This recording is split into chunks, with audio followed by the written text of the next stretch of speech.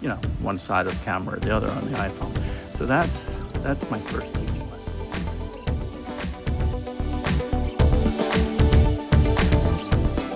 And that's what this browning is. I haven't seen that before. I don't know how I'm gonna fit. And this is just how I see it: is pick up the dog poop all over. So all those directions you read, all directions are long, nice and moist, loads everywhere. So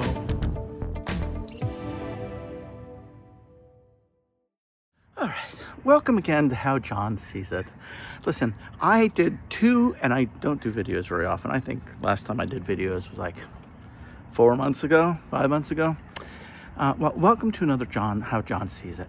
I decided to do two, well, just one video on making a cappuccino this morning. And I had to make two because I forgot to hit the record button. I also learned today that you can't flip the camera once you start filming in, you know, one side of the camera or the other on the iPhone. So that's my first teaching lesson today. Oh, by the way, back to the cappuccinos. They made me really hyper. I don't usually drink that much coffee. I already had a cup and a half of coffee from my DeLonghi Evo Maxo coffee maker. Okay, so today I decided, it's winter, and I decided I'm going to mow my lawn in January 18th.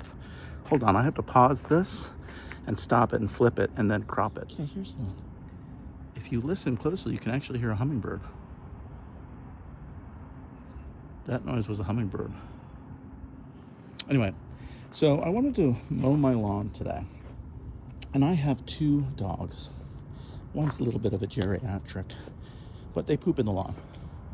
Ooh, there's that hummingbird again. You can hear him. Oh, there he is, right on the top of that branch. Where is he? Let me get this camera to focus. You know, they're very good. Oh, he just flew off. I don't know if you saw the flutter.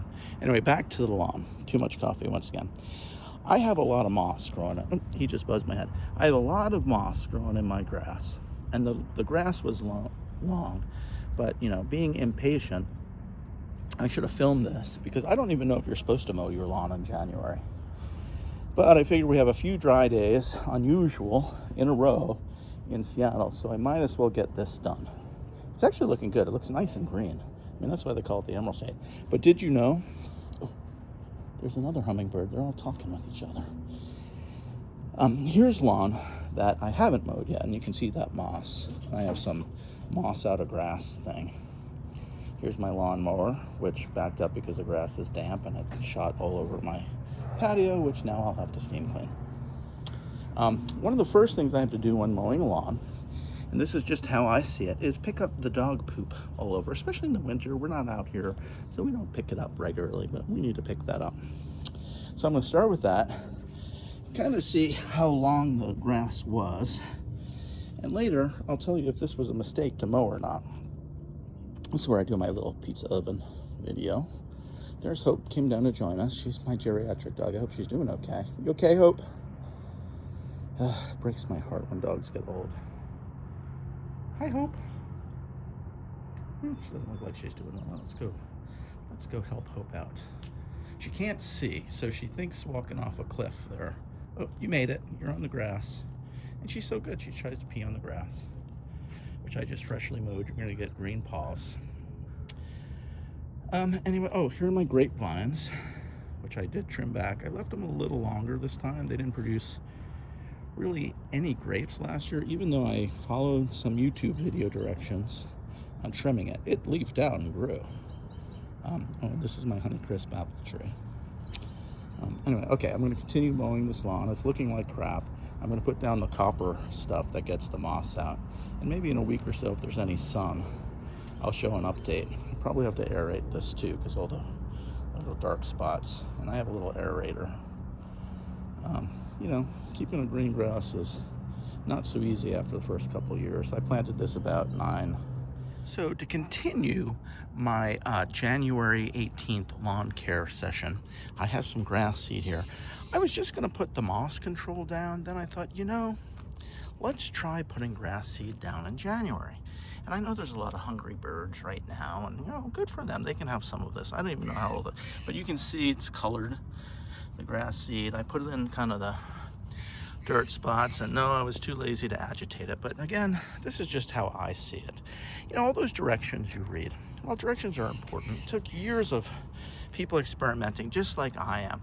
But if you're going to rewrite the book, you gotta start from the beginning and kind of test some things out. We'll see if it works. I don't know. I'll find out. My grass is looking okay though for, you know, a novice. Splotchy, but winter. So we'll see. Next I'm gonna put down that moss control. I don't know if I should do that with the seeds down, but again, I'm too lazy to time things out and I'm impulsive.